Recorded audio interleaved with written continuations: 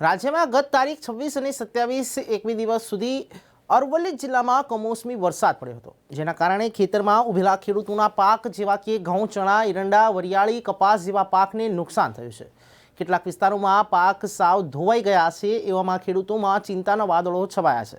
એક તરફ ખરીફ પાકને ખેતરમાંથી કાપવાની અને રવિ પાકને વાવવાની સિઝન છે, એવામાં કમોસમી વરસાદ આવતા ખેડૂતોને હાલ ભારે નુકસાની વેઠવાનો વારો આવે છે। ત્યારે અરવલ્લીના મેઘરજ તાલુકાના પૂર્વ જિલ્લા પંચાયત સદસ્ય લાલુભાઈ આંબલિયા દ્વારા મેઘરજ તાલુકામાં કમોસમી વરસાદને લઈને સરકાર દ્વારા યોગ્ય રીતે સર્વે કરી વળતર મળે તે માટે મેઘરજ તાલુકા વિકાસ અધિકારી તપન ત્રિવેદીને લેખિતમાં જાણ કરવામાં આવી હતી।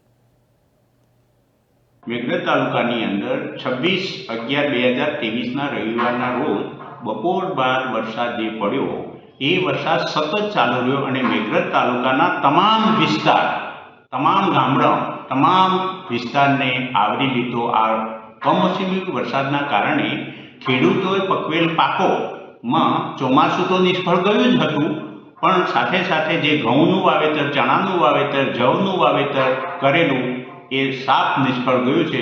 એટલે મારી નમ્રભરી વિનંતી છે સરકારશ્રીને કે મળવાપાત્ર સહાયો યોગ્ય તપાસ કરીને, યોગ્ય પ્રકારની તપાસ કરીને સર્વે કર્યા બાદ મળે એવી રજૂઆત ટીડીઓ શ્રી, તાલુકા પંચાયતના મામલતદાર ટીડીઓ શ્રીને મેં આજે જાણ કરી છે લેખિતમાં।